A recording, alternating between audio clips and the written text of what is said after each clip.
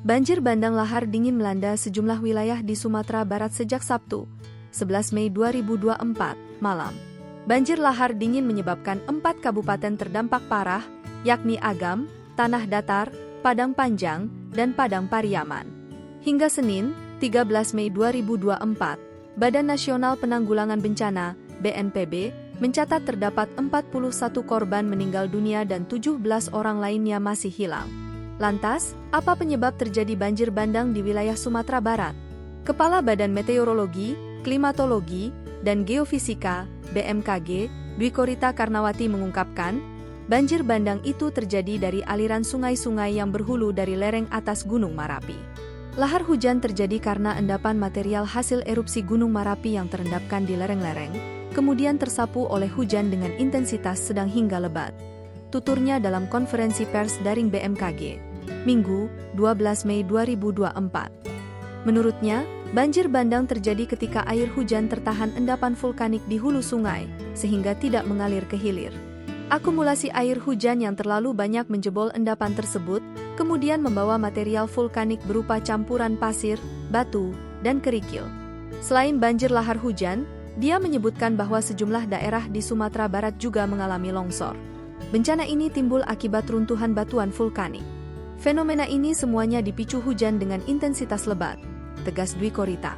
Hujan intensitas sedang hingga lebat, lanjutnya, melanda provinsi tersebut akibat adanya sirkulasi siklonik atau pusaran angin yang membawa uap air pembentuk awan hujan secara intensif pada 8 Mei 2024. Temuan itu membuat BMKG mengeluarkan peringatan dini cuaca berupa hujan intensitas sedang hingga lebat di wilayah Agam, Tanah Datar, dan Padang Panjang melanda pada 11 Mei 2024.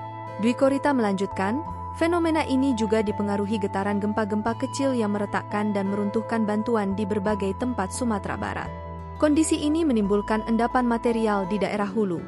BMKG memperkirakan, hujan dengan intensitas sedang hingga lebat masih berlangsung di Sumatera Barat hingga 22 Mei 2024. Untuk itu, kami mengimbau masyarakat memantau peringatan dini yang dikeluarkan BMKG setiap hari, imbuhnya. Kepala Pusat Sumber Daya Mineral, Batu Bara, dan Panas Bumi Pusat Vulkanologi dan Mitigasi Bencana Geologi, PVMBG, Hendra Gunawan menuturkan, banjir material vulkanik Gunung Marapi tersebar ke berbagai arah.